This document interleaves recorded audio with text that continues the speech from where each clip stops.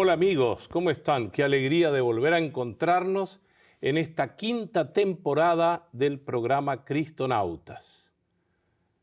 Hoy vamos a hablar de un tema hermosísimo, el Salmo número 1. Y para eso también nos está acompañando la doctora Verónica Talamé.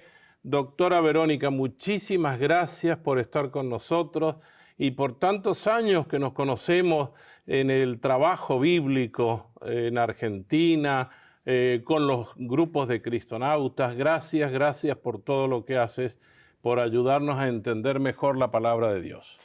¿Qué tal, Ricardo? Muchas gracias a vos y a todo lo que los cristonautas hacen para que la palabra llegue a tantos jóvenes, sobre todo. Es un trabajo hermoso que vale la pena siempre resaltar. Así que muchas gracias por invitarme.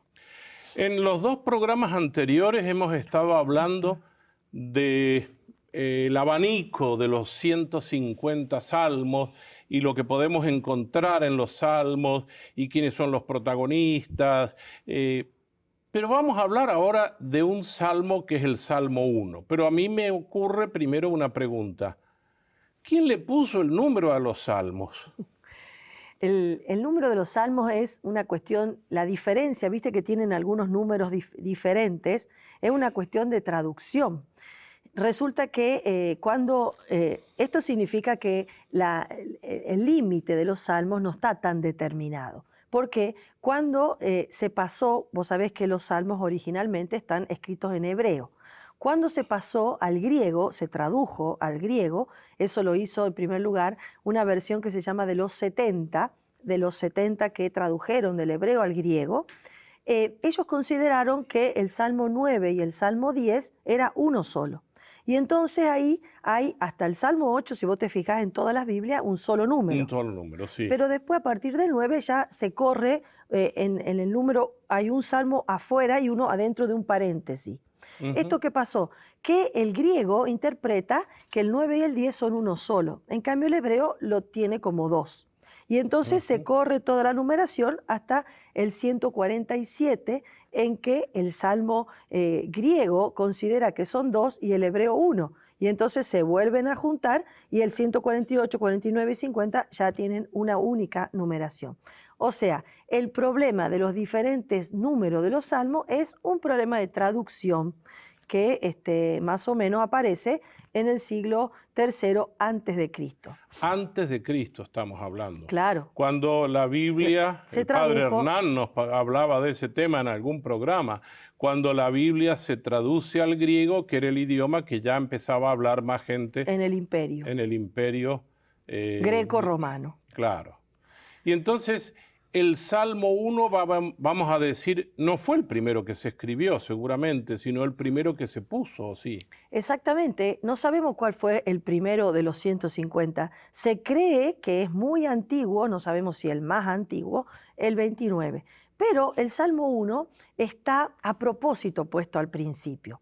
Yo creo, podríamos decir que por dos motivos. Primero, porque como toda puerta de ingreso, el portal de ingreso a una colección, a una familia, a un lugar, la puerta de ingreso es como que quiere dar la clave de lectura para todo lo que viene después. Y la clave es una invitación, como decíamos, una propuesta de felicidad.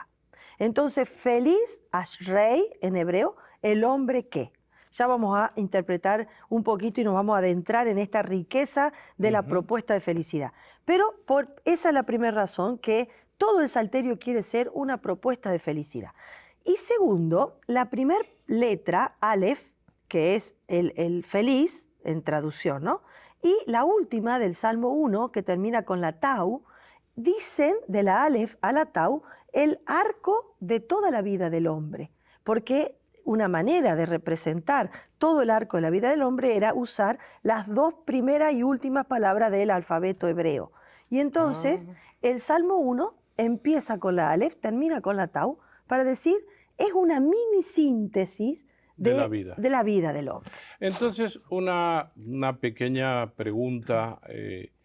¿El Salmo 1 vendría a ser como un prólogo de un libro? Claro, tiene como el resumen, ¿no? Como en síntesis, como la leche condensada. Te condensa todo lo más importante. ¿Qué es lo más importante? ¿Qué es lo que todo hombre, toda mujer quiere? Ser feliz, ¿o no? Absolutamente, para eso nos hizo Dios. Para eso nos hizo Dios. Y el Salmo 1 nos dice cómo ser felices. Ahora vamos a leer el Salmo 1 y yo quisiera que le prestáramos mucha atención porque nos vamos a concentrar y si nos puede hacer el favor de leer el Salmo 1, por Claro. lo menos las partes que vamos a estudiar. Claro que sí. El Salmo 1 es muy cortito, así que tiene solamente 6 versículos. 6, nada más. Nada más. Así que yo creo que vale la pena que lo leamos entero. Total, 6 versículos, es breve y tiene la fuerza de ser palabra de Dios en nuestras palabras. Así es que dispongamos nuestro corazón también desde sus casas y si tienen sus Biblias, con el Salmo 1 lo vamos a leer de esta traducción del pueblo de Dios. El pueblo de Dios. Y entonces lo hagamos como un momento de oración. Feliz el hombre que no sigue el consejo de los malvados, no se detiene en el camino de los pecadores, no se sienta en la reunión de los impíos, sino se complace en la ley del Señor y la medita día y noche. Es como un árbol plantado al borde de las aguas que produce fruto a su debido tiempo y cuyas hojas nunca se marchitan. Todo lo que haga le saldrá bien. No sucede así con los malvados. Ellos son como paja que se lleva el viento. Por eso, no triunfarán los malvados en el juicio, ni los pecadores en la asamblea de los justos, porque el Señor cuida el camino de los justos, pero el camino de los malvados termina mal. Palabra del Señor. Gloria a ti, Señor Jesús. Así es, Señor. Te alabamos, Señor. Eso es lo que repetimos siempre. Así es. Bueno, y entonces... El Salmo inicia con una palabra que me llama la atención. Feliz. Feliz. Feliz, en hebreo ashrei. Ashrei. Ashrei es un término que obviamente invita a la felicidad, pero dio lugar a un género literario particular. ¿Sabes cómo se llama? El género literario macarismos. Macarismos. Sí, ¿sabes por qué? Porque te acordás en el Monte de las Bienaventuranzas o en la Claro. llanura, depende si leemos Mateo o Lucas, sí. ¿no? Que el Señor dice, felices aquellos que tienen corazón de Exacto, pobre. sí, Bueno, y entonces, el feliz en griego se dice Macarios. Macarios. Y en hebreo ashrei. Ashrei. Y entonces todo el género literario se llama macarismo por el griego. Macarios, macarismo. Macarios de felicidad. Exacto. Entonces, es realmente una propuesta de felicidad. Nos quiere enseñar cómo ser felices. No es el único género literario que tiene el Salmo 1. El Salmo 1 es eminentemente sapiencial. Nos indica un modo de caminar en la vida. Yo tengo una pregunta, posiblemente mucha gente se la hace. El Salmo comienza diciendo, feliz el hombre. Sí. Pero hay un problema hoy en día en nuestro lenguaje. Se nos ha colado una forma de decir que hombre es solo el varón, pero cuando habla aquí no habla solo feliz el varón. No, obviamente. ¿Qué es hombre en la Biblia? ¿Qué significa? Bueno, el término es Adán. Adán. Adán. Adán es la criatura. Claro, es el género humano, es un colectivo, no es un nombre propio, no es una determinación de género, no es el varón masculino. Adán es el género humano, la humanidad. Feliz la humanidad en su doble sexualidad, o sea, en su ser varón y en su ser mujer. Feliz el género humano que entiende la dinámica que ahora vamos a compartir del Salmo. Pero Perdón. desde el Génesis es así. Sí, pero eso sería muy bueno que nuestros televidentes lo entiendan y lo sepan explicar, porque hay mucha gente que habla de que la Biblia es muy masculinista y de que habla siempre del hombre. Hombre viene de Adán, la criatura humana, es decir, estamos dirigiéndonos a la humanidad. Que nosotros los varones alguna vez, no sé por qué nos adoptamos eso, como que somos los hombres y no las mujeres, decimos hombres y mujeres, no. El hombre es la humanidad, varón y mujer los creó, dice el Génesis. Exacto, mira, justamente te iba a decir eso, ya que tenemos la Biblia acá a mano, ¿no? Nosotros, claro, podemos ver en el Génesis 1, donde dice, clarito, dice, y Dios creó al hombre, en el versículo 27. 1.27, Sí. Génesis 1.27. Dios Sí. creó, bará, que es un término, un verbo para decir un acto exclusivo de Dios. Solo Dios crea. El Claro. hombre fabrica, transforma, edifica, pero no crea. Solo en la Biblia tiene como sujeto de bará solo a Dios.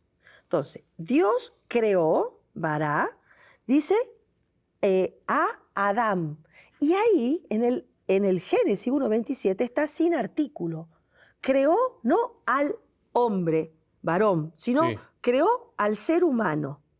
Y dice, a imagen suya lo creó varón y mujer. Y ahí no dice Adán. El término hebreo es tzakar. ¿Sabe qué quiere decir tzakar? No. Puntiagudo. Así dice el término. Bueno. Y la mujer, la perforada.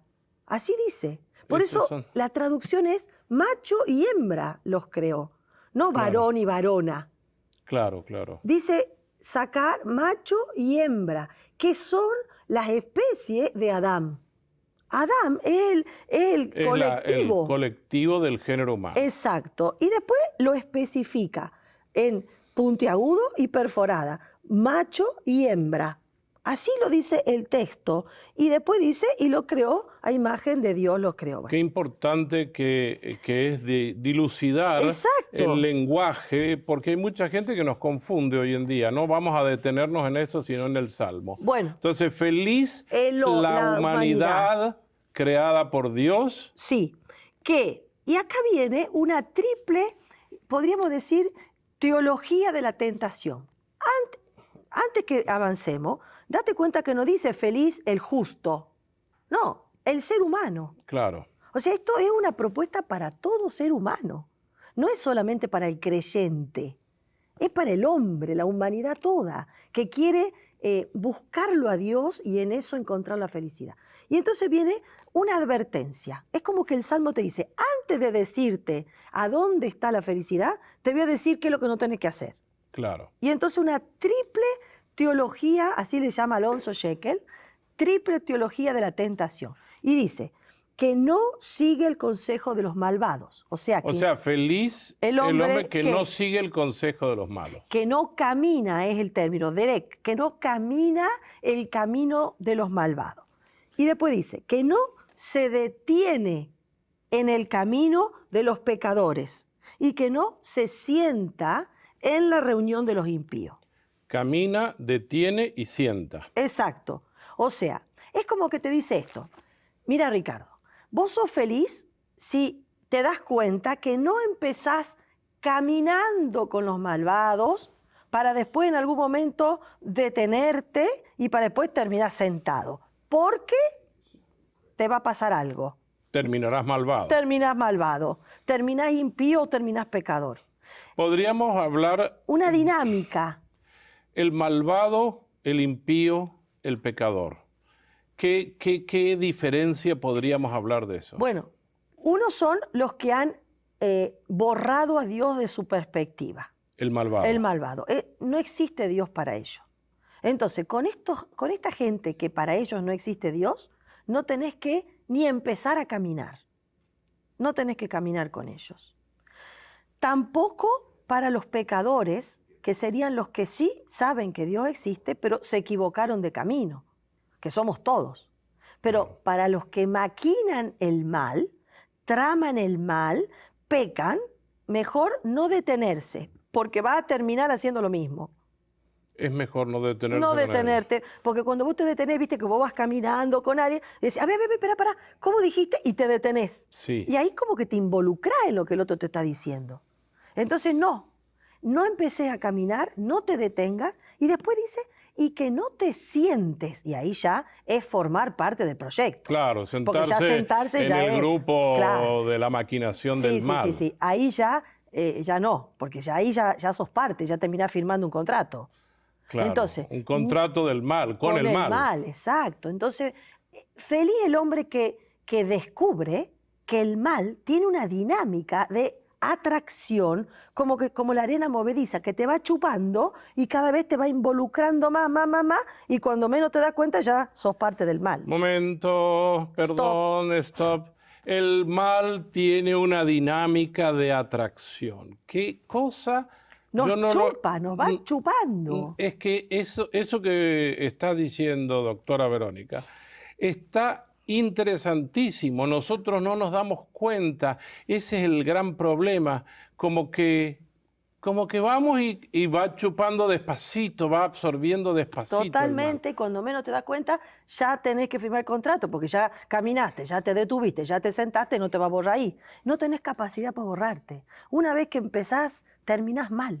Pero entonces este salmo es una advertencia severa para que no nos dejemos atraer, o si estamos cerca, que estemos atentos. Exactamente. Es un llamado al discernimiento, Ricardo. Hay que discernir, y donde captamos, olfateamos el mal, ni nos acerquemos, porque no somos más fuertes que el mal. Terminamos chupados por el mal. Aquí hay una palabra que, bueno, se usa mucho.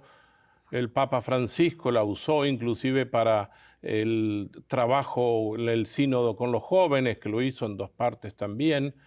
El discernimiento. ¿Qué sería en este caso discernir para un ser humano? Claro, en este caso es elegir siempre el bien, porque San Ignacio es el maestro del discernimiento, ¿no? De donde Francisco ha bebido su fuente de su maestro Ignacio, ¿no? Ignacio deja muy claro en los ejercicios espirituales que no se trata de elegir entre el bien y el mal. El mal no es opción de elección para un cristiano. No hay que elegir entre el bien y el mal. Lo que hay que elegir, lo que hay que discernir es entre el bien y lo mejor. Entonces, entre el bien y lo mejor, lo mejor. Pero, ¿qué te dice el Salmo? Al mal ni lo consideres, porque si empezás a considerar el mal, terminás mal. Yo, perdón que me vienen ideas de la vida real, cuando a alguien le dicen, ¿qué tal si hacemos un negocio que parece y por debajo de la mesa Cuidado, no te va a traer felicidad. Te va a terminar chupando, atrayendo y desnaturalizando, porque no estamos hechos para el mal. La naturaleza humana no ha sido hecha para el mal. No, estamos hechas para Dios, somos criaturas. ¿Sabes que nosotros tenemos que mirarnos siempre? No somos animales racionales, como decía Aristóteles, somos de Dios, imagen y semejanza. Nuestro punto de referencia no es el animal, es Dios. Entonces, ¿cómo vamos a estar hechos para el mal si estamos hechos para Dios? Él es nuestro referente. Él es el que nos atrae con esta fuerza de bien que nos hace felices. Perfecto. Porque tenemos esta constatación en la experiencia diaria. Cuando hacemos el bien somos felices. Cuando hacemos el mal, algo no está bien y no funciona bien y no somos felices. Es mentira que el mal nos propone la felicidad. Eso es mentira. El Salmo 1 nos lo dice. Feliz el que advierte que no camina, no se detiene y no se sienta con el mal. Muy bien, y sigamos con el Salmo. Claro. Y entonces, ¿quién es feliz? Porque te dice lo que no. Primero lo que no. Pero después lo que sí. Dice, sino se complace en la ley del Señor y la medita día y noche. Mira qué bonito el verbo complacerse. Tiene que ver con un gustar, con un saborear, con un disfrutar de la ley del Señor. Si nuestros queridos televidentes quieren saber qué significa la ley para un judío, los invito a que oren el Salmo 119. el más largo del Salterio, que describe el gusto, el gozo, el sabor de la ley del Señor. Porque nosotros a veces, ¿no?, tenemos esta concepción que la ley es una mochila pesada que hay que cargar. Y Qué que todo es no, aburrido. no, no, Y no. qué aburrida. Sí, sí, Y qué sí. densa. No, el judío entendió que la ley es la voluntad explícita de mi amado, Y la libertad. que me da libertad, que me hace feliz. Entonces, complacerse, fíjate que no dice feliz el que cumple la ley, no, complacerse tiene que ver hasta El gustar. con el gustar, el deleite. Entonces, qué delicia es hacer el bien. Eso está explicitado en la ley del Señor. Y dice, y la medita con un verbo que tiene que ver con lo que hacen las palomas. Ese murmullo, ¿viste ese ruido Sí, que sí, hacen las sí. palomas? Cu, cu, cu, cu, cu, cu, Todo cu, el cu. día, todo el día, todo el día. Bueno, ese es una murmuración, no es a los gritos, ni es tan bajo que no la escucho. Es algo, un término medio. Entonces, que yo me deleito, que gusto, que me complazco en buscar el querer de Dios día y noche. Por eso el discernimiento. Busco el querer de Dios día y noche. Ahí Todo el el tiempo. Salmo inclusive habla de que este ser humano se va a parecer a un hombre, a un árbol plantado cerca del río. Exactamente, exactamente. Es como un árbol plantado al borde de las aguas que produce fruto a su debido tiempo, cuyas hojas nunca se marchitan y todo lo que haga lo hace bien. Es una imagen, una metáfora, una terminología agrícola, ¿no?, del árbol. El árbol en la Biblia tiene varios significados. Uno de ellos es la lozanía, la estabilidad. Porque vos te imaginás un árbol, ¿qué te imaginás? Plantado, grande, sombrío, Claro, que da sombra, que da fresco, que sobre todo en el desierto. sobre todo. Bueno, entonces el árbol es la imagen de la ley, es la imagen del hombre justo, es la imagen de lo estable, lo que dura para siempre. El árbol se alimenta de lo que está abajo de la tierra, o sea, se alimenta de agua y de nutrientes que nadie ve. Porque ¿quién ve los nutrientes de los que se alimenta el árbol? Nadie. Pero eso es lo que le hace posible al árbol ser lozano, ser fuerte, ser verde, ser grande dar fruto. y dar fruto. O sea, lo que no se ve es el sustento de lo que se ve. Eso quiere decir, ese discernimiento constante que tenemos que hacer día y noche en nuestra conciencia, en nuestro interior, en nuestro adentro, que nadie lo ve, solo vos y Dios. Esa es la base de tu lozanía, de tu estabilidad, de tu firmeza, de tu frescura. Y podríamos decir entonces que el nutrimento de la vida espiritual de cada ser humano debe ser la meditación constante, esa murmuración de El querer de Dios. el querer de Dios. Claro, porque donde dice ley hay que entender el querer de Dios, no como algo obligatorio, sino como el deseo de hacer la voluntad de mi amado. Si yo amo a alguien, me desvivo por hacer lo que esa persona quiere, que le gusta. Y entonces uno a veces hasta hace cosas que no le gusta por amor al que le gusta, ¿o no? Inclusive en el Salmo dice, el que no será como ese Que pasto renuncia, que se lo lleva el viento, la como paja la seca. paja, exactamente. Esa es otra imagen vegetal que tiene el Salmo, cortito pero potente en simbología. La paja es todo lo contrario al árbol, Que se corta para quemarla. que se corta para quemarla y que es volátil, que se esfuma rápido. ¿Por qué? Porque está basada en un procedimiento que hasta el día de hoy funciona, que es cómo separaban los judíos, los hermanos Ujú. judíos, el trigo de la tierra. Entonces, ¿cómo funciona?